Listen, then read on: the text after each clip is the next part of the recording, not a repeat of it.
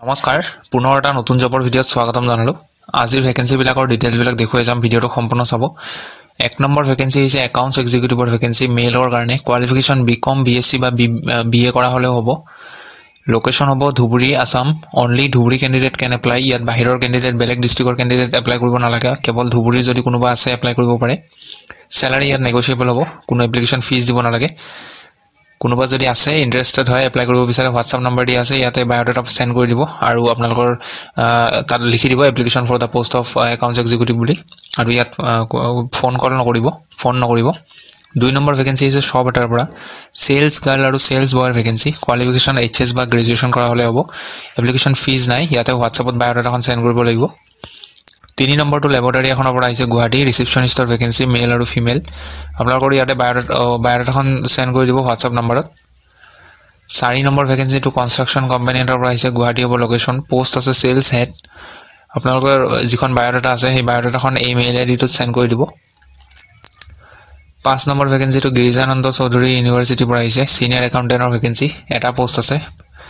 MCom কৰা হ'ব লাগিব আৰু লগতে 7 বছৰ এক্সপেৰিয়েন্স বিচাৰিছে আৰু লগতে আপোনালোকৰ টেলি আৰু SAP নলেজ লাগিব এজ লিমিট 40 প্লাস যদি হয় এপ্লাই নকৰিব 40 লৈকে এপ্লাই কৰিব পাৰে ইয়াত যিটো মেইল আইডি দি আছে ইয়াতে সেন্ড কৰি দিব বায়োডাটা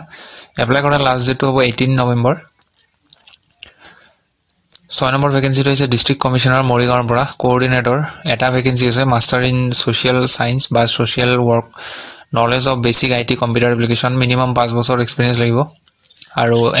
এজ নট মোৰ দেন 35 ইয়াৰ্স 35 ৰ ওপৰত হলে এপ্লাই নকৰিব দুই নম্বৰটো হৈছে MIS প্ৰগ্ৰাম এছ'চিয়েট এটা ভ্যাকেন্সি আছে বিএসসি বা BA in statistics mathematics economics social science from reputed institution আৰু লগতে minimum A diploma in information technology বা কম্পিউটাৰ এপ্লিকেশন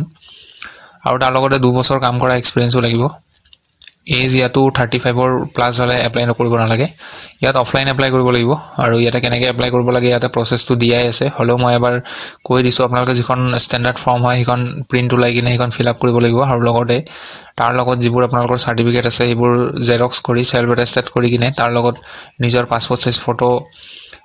দি কিনে এনভেলপত ভৰাই কিনে আপোনালোকে হাৰ্ড কপি জমা দিব লাগিব এড্ৰেছটো ইয়াতে দিয়া আছে এইটো এড্ৰেছত দিব লাগিব এপ্লাই কৰা যেটো লাষ্ট ডেট হ'ব হেতু হ'ব আপোনালোকৰ 19/11/2025 মানে 19 নৱেম্বৰ 3টা বজাৰ ভিতৰত দি আহিব লাগিব 19 নৱেম্বৰত আৰু আপোনালোকৰ ডকুমেন্টছ কি দিব লাগিব হেখিনি ইয়াতে দিয়া আছে এখিনি এবাৰ পঢ়ি লৈ কিনে সেইমতে ডকুমেন্টছ খিনি সাবমিট কৰি দিব এটো আছিল হেকৰ ভ্যাকেন্সি কিবা যদি বুজি নাপায় কমেন্ট কৰি দিব লগ পাম পুনৰ এটা নতুন ভিডিঅত আজিলৈ আহো ধন্যবাদ